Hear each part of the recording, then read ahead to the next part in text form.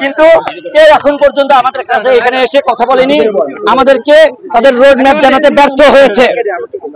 আমরা দৃঢ় কণ্ঠে বলতে চাই, আমাদের এখানে এসে উপদেষ্টা মণ্ডলীকে ক্ষমা চাইতে হবে।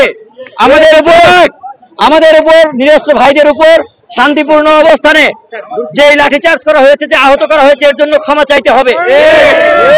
পুলিশ বাহিনীর ক্ষমা চাইতে হবে। যারা যে সকল পুলিশ এবং প্রশাসন আমাদের উপর এইরকম ক্ষতিগ্রস্ত হয়েছে, তাদেরকে ক্ষমা চাইতে হবে এবং তাদেরকে এখান থেকে প্রত্যাহার করতে হবে। আমাদের এখানকার যে পুলিশ ভাইরা ছিল, তারা আমাদেরকে এখানে সাপোর্ট দিতে ব্যর্থ হয়েছে। আমরা চাই এইগুলোর সমাধান হবে। আমাদের 3 দফা দাবির জন্য প্রয়োজনীয় ব্যবস্থা সহ রোডম্যাপ, প্রজ্ঞাপন, এইটা আমাদের সামনে উপস্থাপন করতে হবে। এবং আমাদের জন্য একটা শুনেছি কিছুক্ষণ আগে, একটি প্রহসনের কমিটি গঠন হয়েছে।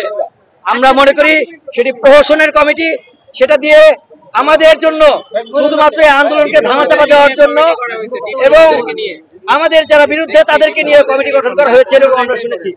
এটা আমরা সমাধান চাই। আমি এখন এই পর্যায়ে আমাদের সামনে বক্তব্য রাখবেন আমাদের প্রকৌশলী অধিকার আন্দোলনের